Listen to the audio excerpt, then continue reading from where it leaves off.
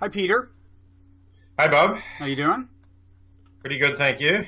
Good. Let me introduce us. I'm Robert Wright, and this is The Wright Show. You are Peter Singer. You've been described as the world's most famous philosopher, the world's most influential philosopher. You're often at Princeton, but you also teach in Melbourne, the University of Melbourne. And right now, in fact, I think you are down under in Australia. Is that I right? am indeed in Melbourne at the moment. That's correct. Yes. Okay. Now, I want to talk about uh, largely today your book, The Most Good You Can Do. Now, I am reading the Kindle version, so I can't hold up a regular copy of the book, but I think the cover would look just the way it does on my smartphone. If you've got a real physical copy, you want to. This will be a test I have a physical copy. of your self In promotional fact, instincts. Oh, they're in I good have two. shape. If your viewers are interested in the Australian edition, we have a completely different cover design in Australia. They can vote They with can which one they choose, like better. or They can buy, do. or they can buy both and give one to a friend, which leads us to what the book is about. It's about giving people stuff in a certain sense. The subtitle is How Effective Altruism is Changing Ideas About Living Ethically. The key phrase is effective altruism, which, as it suggests, is about how to do a good job of doing good. You might say, right? Or how to do good efficiently. If you're donating money to a charity, for example, or want to do good for other human beings in any sense. So that's kind of the topic, but the phrase isn't just about the process of figuring out how to do effective altruism. It also refers to a movement, right? There is now an effective altruism movement. That's right. Yes, and it's pretty new. Definitely didn't exist 10 years ago. In fact, I think the term effective altruism is probably less than 5 years old. But there are now a number of groups calling themselves effective altruism groups or chapters. There's websites, and there are a lot of people who consider themselves part of this movement. Mostly fairly young, people in their 20s or early, who've decided that this is an important part of the way they want to live, and they want to spread the ideas of effective altruism and build up the movement. Yeah. There's a pretty robust chapter, I think, at Harvard, and in fact, the son of a friend of mine is involved in it there, and he was just kind of going on and on about it. It was hard to get him to stop talking about effective altruism, Peter, and I think we may have you to partly thank for that. I mean, you have become de facto, I don't know what term, somewhere on the spectrum between guru and figurehead, but you're very prominently identified with the movement, even though you didn't kind of set out in a very self-conscious way to build it, right? Yeah, that's true. I mean, I guess I've had a couple of different roles. One is that way back in the 1970s, I wrote this article called Famine, Affluence, and Morality, Mm-hmm. which is one of my first academic publications.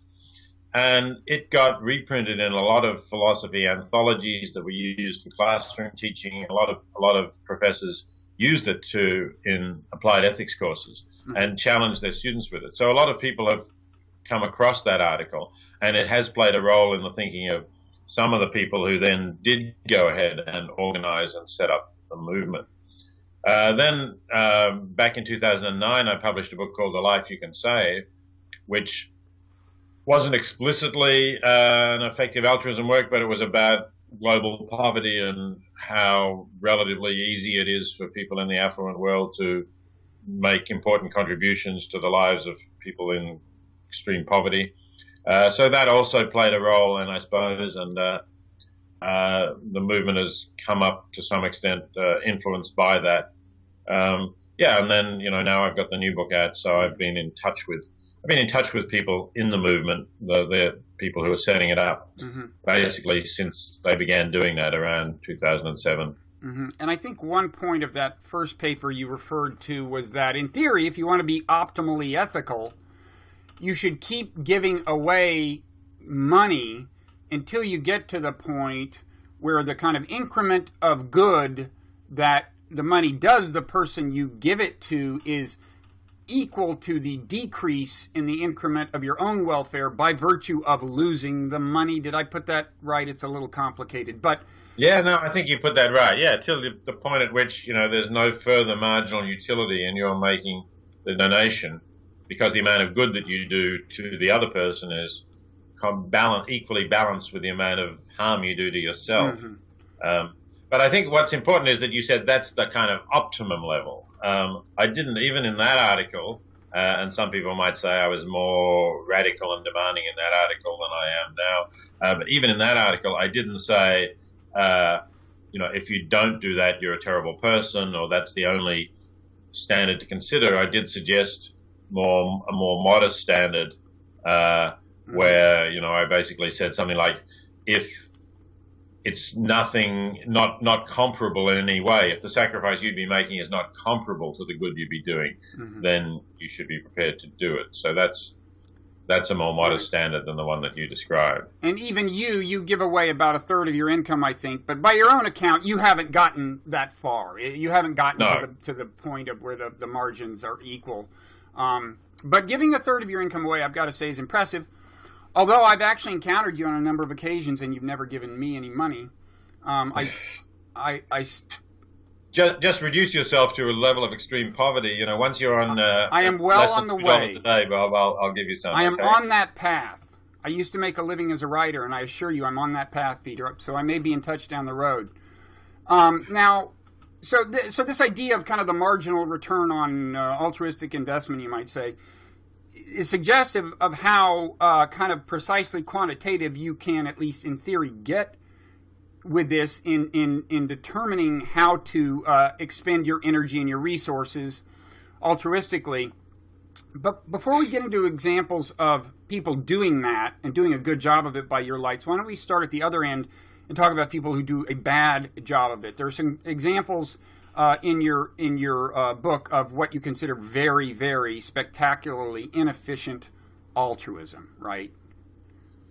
Sure. I mean, there are a number of different examples that we can give, but I talk, for example, about donating to a museum or art gallery, constructing a new wing of a gallery, and I look at some of the figures of what it costs to put a new wing onto or to renovate the Museum of Modern Art in New York, or the Metropolitan Museum, which is considering a new wing, and I try to compare that with the amount of good that money could do in other places, because I do this because a lot of people in the philanthropy field, I quote some of them, say, look, there's no objective basis for choosing one cause rather than another.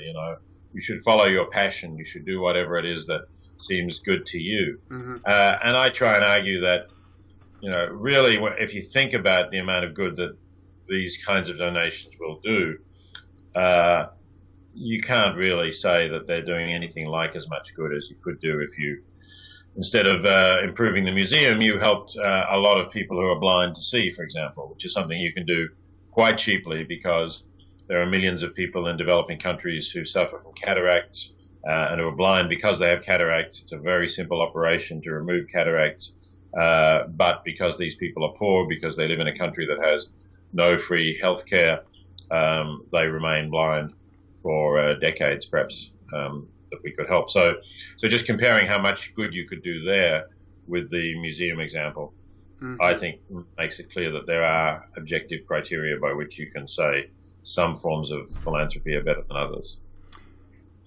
And wouldn't that imply, I mean, if you can indeed prevent blindness with well under $100, which I think you can, a single case of blindness, and you can probably save a life in certain cases for, I don't know, $1,000 or $2,000 or something. Is that in the clear-cut cases? That's probably in the right ballpark. Yeah, the figures are. Yeah, I mean, doesn't that suggest that in a certain sense, all philanthropy devoted to the arts is, by your lights, money misspent?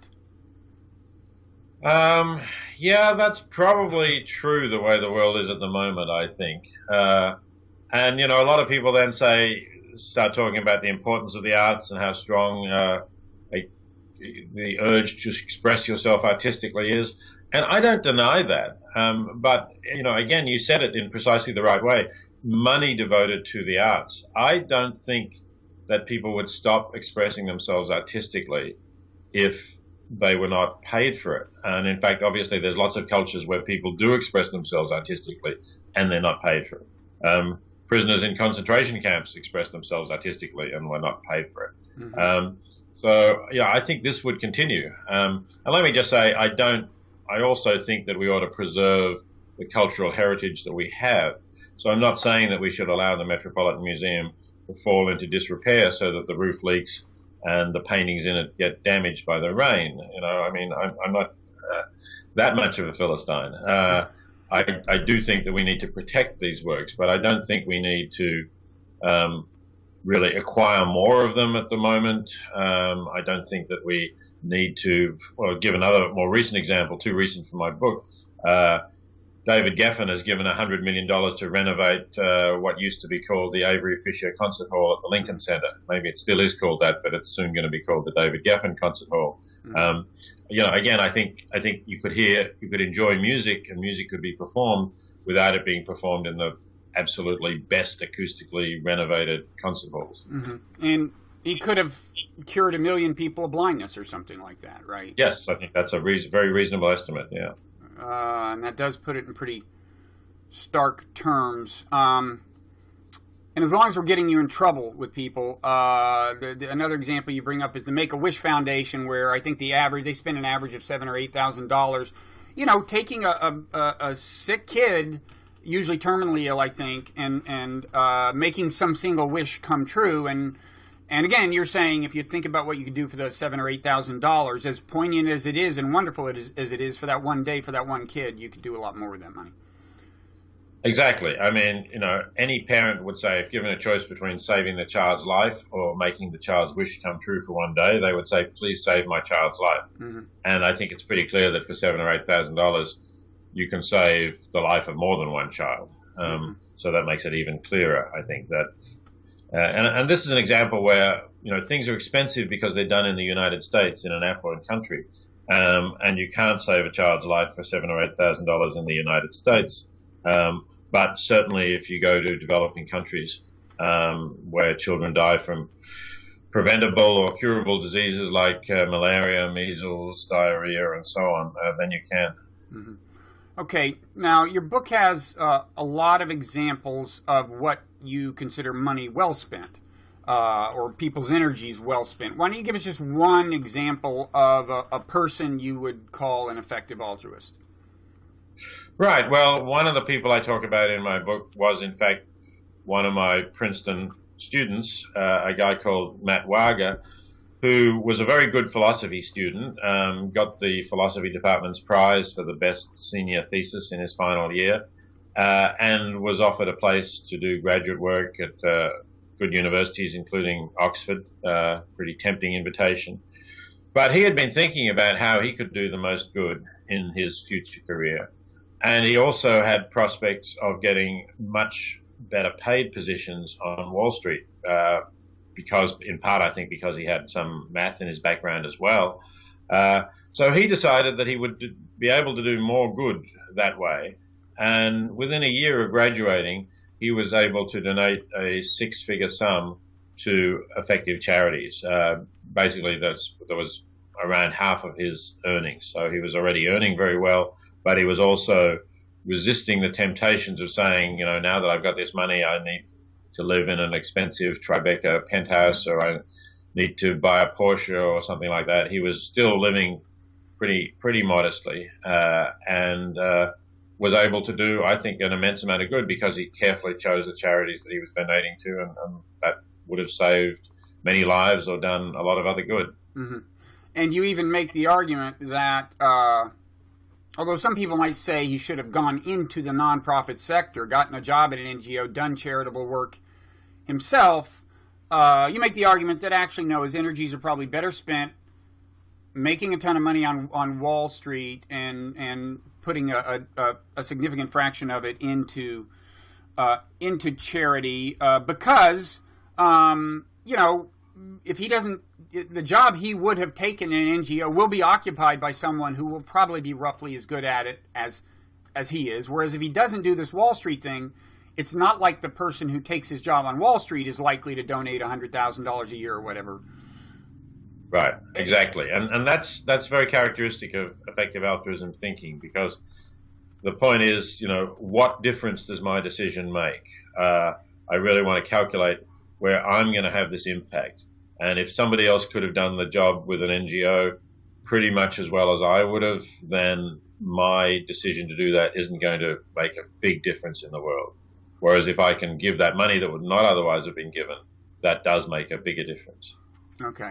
So once somebody is giving money, and you also give examples of people who are making much less money, doing what they would have done in any event, just following their career instincts or whatever, but still commit a sizable fraction of it to charity. Once you've made any such commitment, the question still arises as to how you spend the money. Who do you give the money to, right? And that's a certain amount of what you talk about. How do you go about answering that question?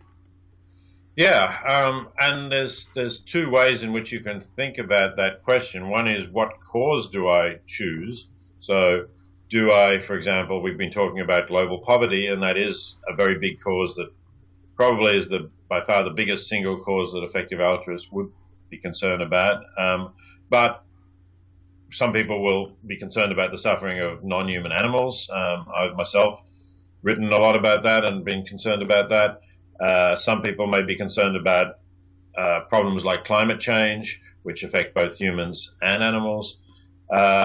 Some people are concerned about the risk of human extinction, about the idea that for one reason or another we will wipe ourselves out, or perhaps an asteroid will collide with the planet and wipe us out. And is this something that we should be thinking about? So there's that issue which effective altruists refer to as cause prioritization. What causes do we give priority to? And then if you do choose a cause, there's the further question of how do you decide which charity. Say again, if we go back to global poverty, there are many charities doing different things to help people in global poverty. So there's a separate issue about how do you evaluate those organizations. And in terms of choosing the cause, I mean, how much of that is personal preference? There are calculations you can do. You can say, okay, go to science and say, what are the chances an asteroid will fatally impact the planet? And okay, that's, of course, even then you got to say, okay, then that's no human beings for an infinite number of generations. That's a tough thing to factor into an equation. Maybe it's an easy thing. Maybe that's well, actually it's hard because then you're multiplying the likelihood times infinity. Anyway, this gives some sense of how complicated these things can get. And, with global warming, there's a wide range of models. And then, so how much of that initial question, well, I'm going to focus on this cause, do you kind of concede just has to be a matter of personal preference? Or are you arguing that, no, you can be and should be rigorous even at that stage?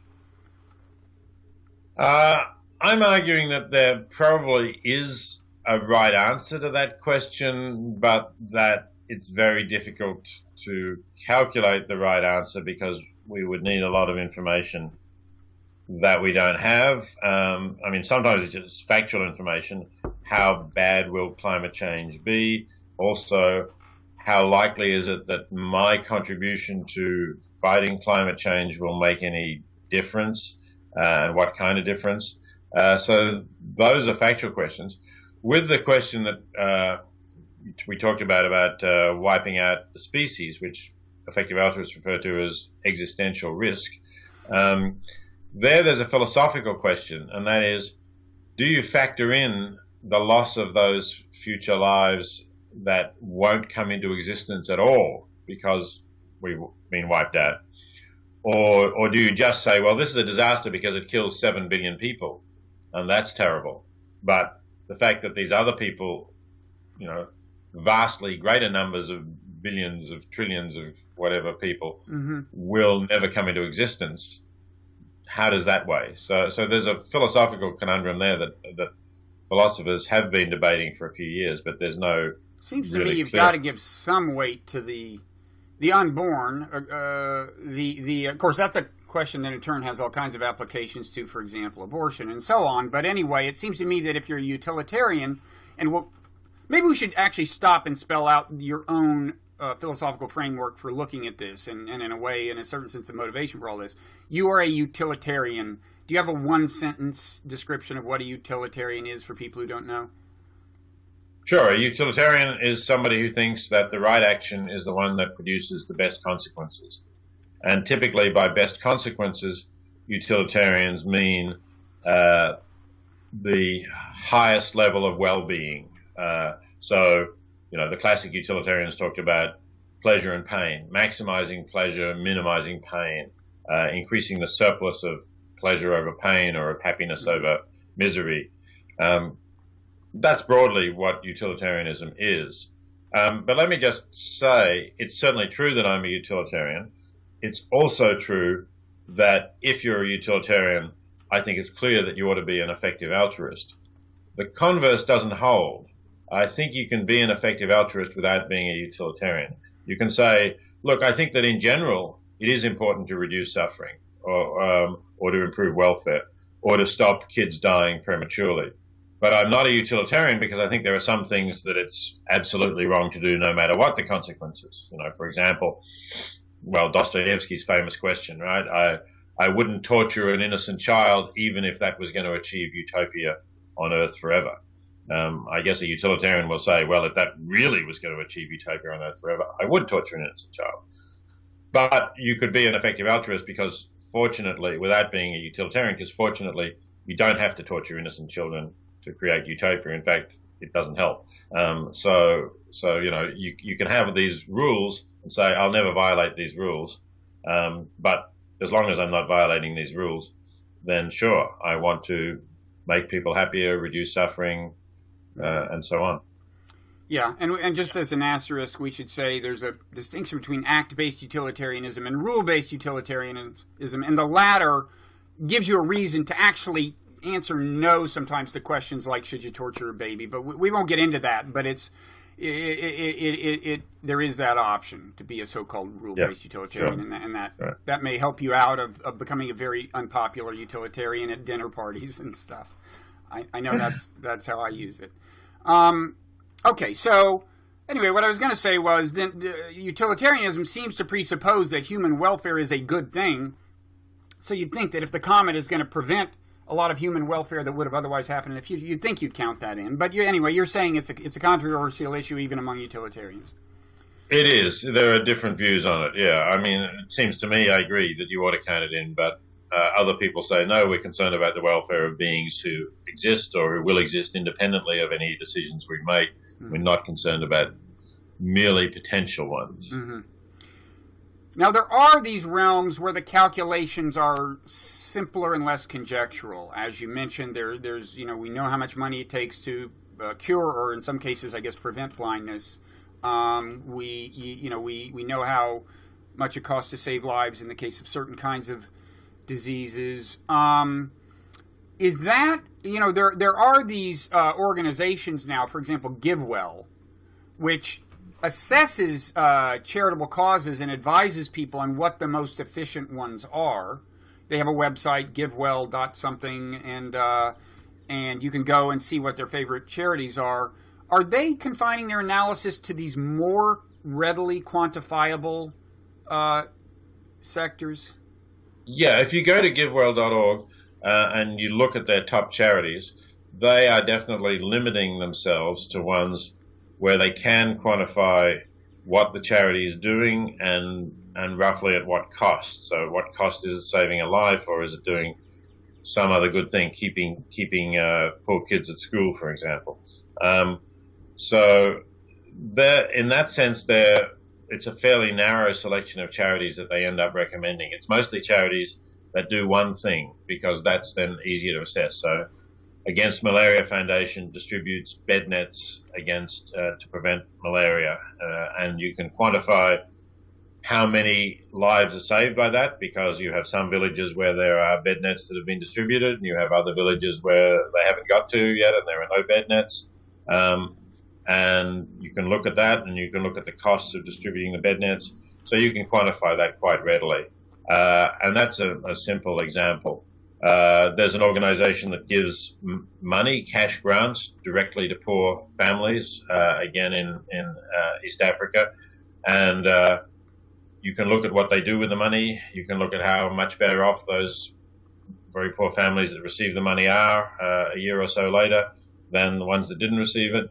Again, it's a fairly narrow thing. There's charities that deworm kids, that give them treatments to get rid of their intestinal parasites.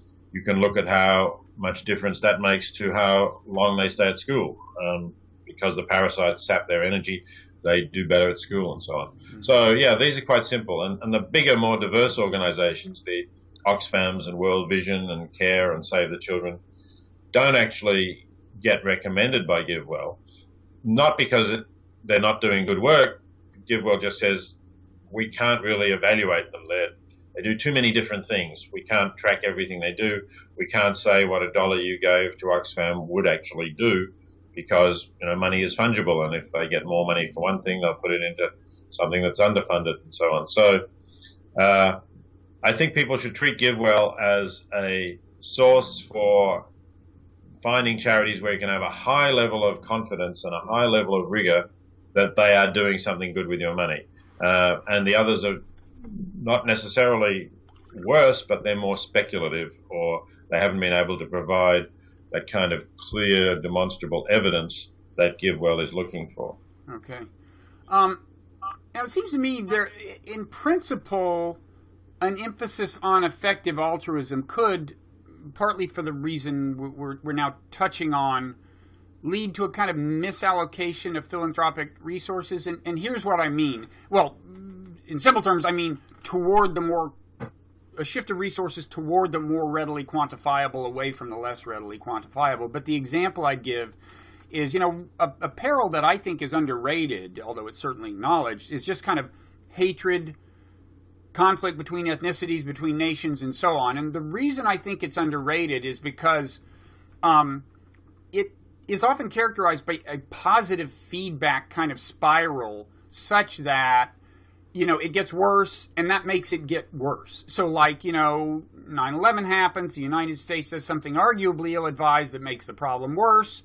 Then we react to the worsening of the problem in an equally unwise way, and it gets worse, and so on. This kind of conflict is often characterized by that. So I personally think, by that kind of positive feedback dynamic, I personally think this is kind of underrated. At the same time, it's very hard to figure out what to do about it exactly. I would say harder in philanthropic terms than in policy terms, in a way. And I know one thing you get into is how effective is policy advocacy as a form of altruism? But anyway, leaving that aside, just focusing on this question of hatred and violence, it's hard for me to imagine. I suspect that some of these NGOs are doing good work that is productive, that at least increases the likelihood of favorable resolution of these problems, maybe seeds of peace or something, who knows. At the same time, I've got to think it's almost impossible to even start quantifying the potential gain of these things. Something like seeds of peace, for example. You're trying to foster goodwill among young people of rival ethnicities. I don't know how you put that in the calculator. And then the larger question is there a danger of people, if they become too focused on effective altruism, shifting all the resources into the relatively clear-cut cases? Okay, so take the second part of that first. Yeah, there is some danger about that. But I mean, effective altruism, as we've been talking about, is an emerging new movement, but it's still a small movement. And I think for the foreseeable future, there are going to be other people who are not effective altruists but are interested in philanthropy. And so I hope effective altruism will divert a significant portion of philanthropic funds to the more highly effective charities. And I think that will do a lot of good. And perhaps it will divert them away from the ones we were talking about before, the very high-level donations to the arts and so on. In terms of the kind of thing that you mentioned, I agree that is a huge global problem that we ought to be trying to do something about. But effective altruists would say, well, show me something that is really working, right? Where is the evidence that an organization has gone into an area, done something, and then what looked like it was going to threaten into a horrible, violent, ethnic hatred situation calmed down and people started living peacefully together again. Now if you can do that, and if you can show that for expenditure of X, we can have a certain chance, you can't say more than probability, but a probability of reducing violent conflict that will take a significant number of lives, then we could, effective altruists could start to consider this. Right, but I guess one thing I'm suggesting is that in some areas, direct intervention is just a less plausible thing, in part because the actual interventions are controlled by governmental bodies, but also maybe also by nature of the problem, so that the most you could hope to do is maybe a certain kind of consciousness raising, say among both Israelis and Palestinians, make them better at seeing each other's, why the two hold these perspectives and have these tendencies and so on, putting themselves in each other's shoes, not in the sense of feeling their pain, but seeing their perspective. That might do good, but there's no way you're going to be able to trace the influence by which it does good, if it does, right?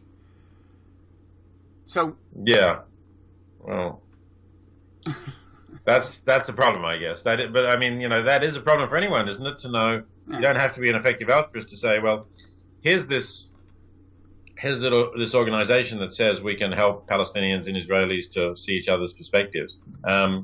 But if you don't know where they actually are helping, maybe they organize football matches or something like that, where they play each other and they fraternize after the game, and so now you have, a few hundred Palestinian and Israeli youths who play with each other and talk about each other's perspective. But you might be able to attribute that to the organization that organized the games, but then does that have any impact on the overall situation between Israelis and Palestinians? Does it reduce the likelihood of further violence? It's really hard to know, isn't it? But without knowing that, it is hard to know whether that's worth supporting. Right. And I think some problems, that's in the nature of some kinds of problems. It's hard to trace the influence. So speaking of the distinction I just made between feeling people's pain and just putting yourself in their shoes in a different sense, just seeing their perspective, there's a variety of motivations that could lead to altruism, or that could lead to charitable giving, or these good works, right? And I gather you're not too judgmental about what the motivation is, right? I mean, there are people who split hairs about what is and isn't altruism, depending on what exactly motivated it, what you felt when you were doing it. Was there anything in any sense self-serving about it? You don't really care, right? No, I don't really care. I mean, I am more interested in the consequences and what happens. And in particular, I suppose, look, sure, you don't praise people particularly if they do things that are purely self-serving. So if somebody jumps into the surf and rescues a drowning child, your first reaction is, oh, they're a hero. And then you learn that they knew that the child was the child of a billionaire and they were doing it only because they were rewarded. On another occasion, they'd let a child drown because the child was poor or had no assets or whatever. Obviously, then you think very differently about them. But if somebody says, for example, look, I'm involved in effective altruism because it makes me feel good to know that I'm making a positive difference to the world. It makes me feel good to know that I'm reducing suffering. And it makes my life more rewarding, more fulfilling. And I think that that's better than whatever else I could have done with the money. That wouldn't have made me feel that good if I'd, upgraded my car to a more prestigious brand or something like that. Well, I mean, that's fine with me. I think it's terrific that people should feel good because they know they're doing good in the world. And for somebody to say, well, they're not really an altruist because they didn't make a sacrifice. They didn't really want that BMW or Porsche or whatever. And they feel better having provided bed nets for kids in Africa. So they're not an altruist. I mean, that's that's not the kind of world we want. We don't want a world in which people are feeling, oh, it's such a heavy burden I've got to bear, but I just have to do my duty. That's a kind of Kantian viewpoint more than a utilitarian one, I suppose. Utilitarians would like there to be a harmony between self-interest and everybody's interest. Well, right, and even if you're a Kantian, mightn't it be the case that reading Kant has made you feel so guilty about not doing the good thing that you'll actually feel better if you did it? I mean, isn't it almost always the case that when people do things we call good, there is, at some level, an egoistic kind of payoff? I mean, I suppose if you think that relieving the burden of guilt is an egoistic payoff, then you might say that, yes. That's possible. That otherwise you would have felt you were violating your duty, to put this in Kantian terms. Not following the categorical imperative or something like that. And so perhaps you're right. There has to be some kind of motivation of some sort. And instead of talking about egoism versus self-sacrifice, we should be talking about whether, in fact, you are intending to help others some way, and that should be enough to make you an altruist. Okay. And there is some discussion in your book about the connection between doing good things and happiness, right? About the psychological payoff. What is the literature on that saying?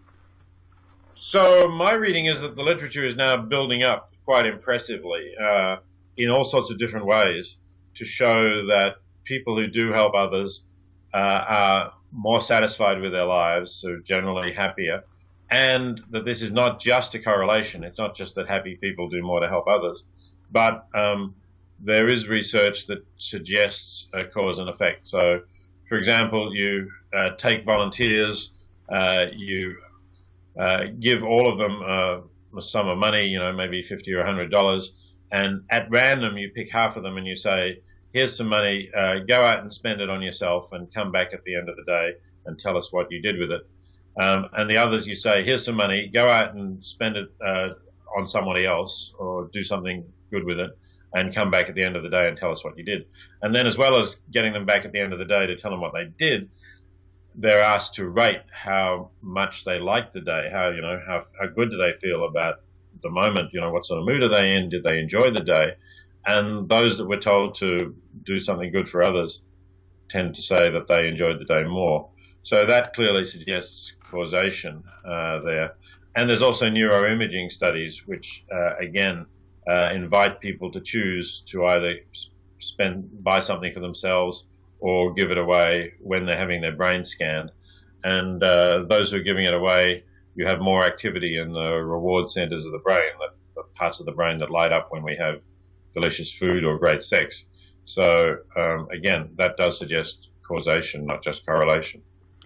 And what does your own experience suggest? I mean, you more than most do give away a big chunk of your income, and more than that, you've spent pretty much your whole career trying to convince people to do good. What, just introspectively, what would you say is your motivation?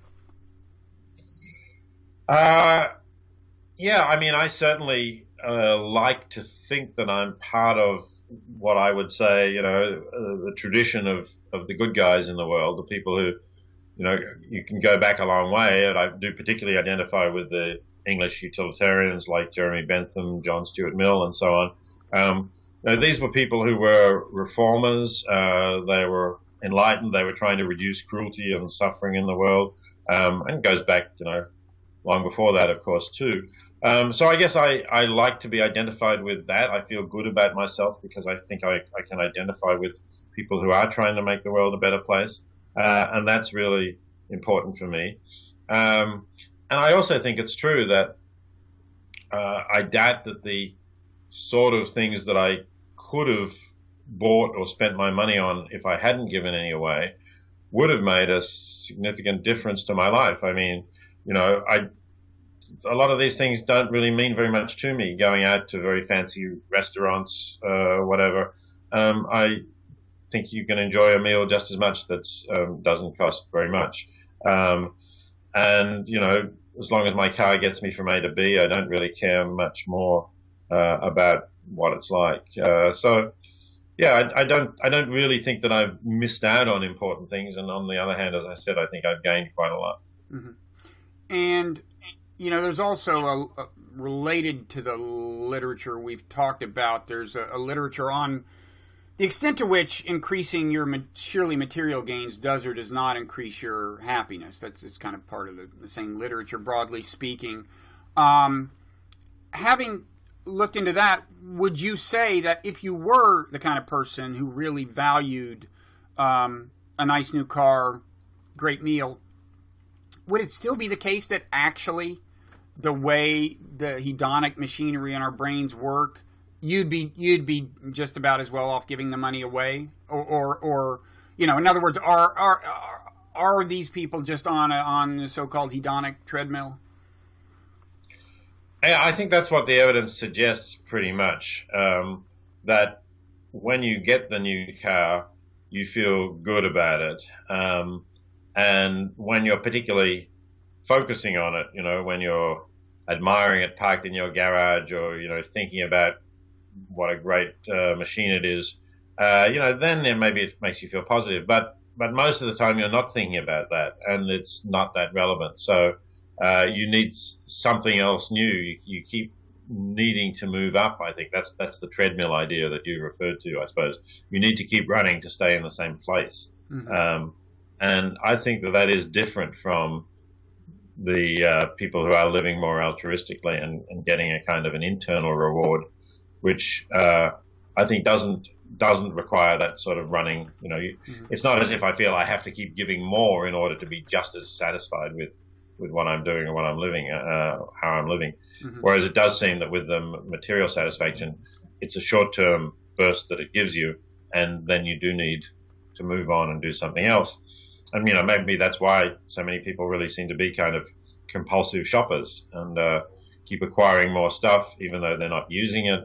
There's all these studies that show that although Americans have more living space per capita than they ever had before, because typically the houses are getting bigger and the families are getting smaller, the storage industry is still booming. They have so much stuff that they can't fit it into their larger houses, and they have to store it off-site, or they put it in their garage and they don't have room to put their car in their garage anymore. I think there is that pretty much compulsive tendency. Again, not with everybody, but it certainly affects a segment of the population. So if it's true that actually material acquisition doesn't make us happier to speak of, by and large, and doing good things actually does make us happier, if those two things are true, I mean, could that almost make you revise the premise of that original paper of yours we talked about? In other words, the premise was, as I give money away, I am sacrificing welfare, right? That was the framework of that paper. As I give money away, I am sacrificing welfare, and the question is, at what point do I have so little welfare left that even an ultimate altruist does not give any more away? But what you're suggesting now is giving is a non-zero sum game. That's certainly true, and I guess you're right. I didn't take that into account in the early paper. The only thing that could be said about that is that the research about consumption and happiness in the hedonic treadmill assumes that you do have, let's say, a sufficiency.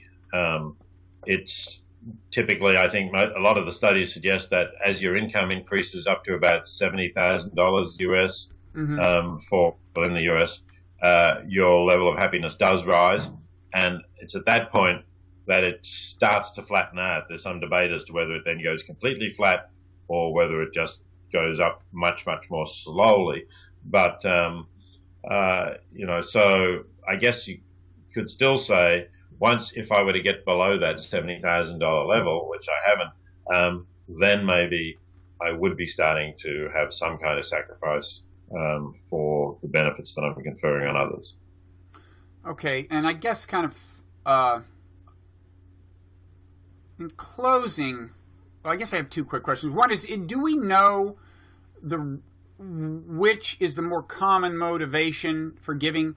Empathy in the sense of like really feeling their pain, emotional empathy, as opposed to a more almost rational process by which you just realize, well, whoa, that person could be better off, whether or not you actually feel their pain and are made uncomfortable by their distress. Do we know which is the more common motivator? Yeah, I think if we're talking about the more common motivator with a larger number of people, it is the emotional pull, the empathy or something like that. That is clearly the majority of donors. They may tend to be smaller donors, and maybe then once you go up to the larger donors, there is more, if you like, rational thinking about how much good I could do. Mm-hmm. There's a study that I remember that where a large charity allowed researchers to insert more data about the effect of the programs and how it was benefiting people. Mm-hmm. And they mailed that out to all their supporters.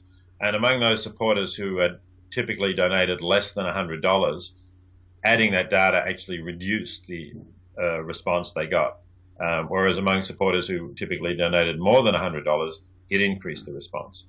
But, the majority of supporters for a popular charity probably do donate $100 or less, although the majority of the money raised probably comes from people who donate $100 or more.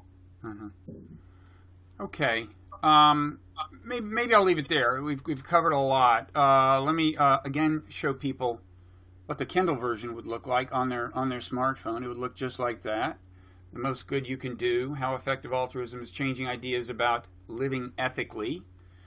And it's an actual movement, effective altruism, that people can join and become happier by joining. Is that right?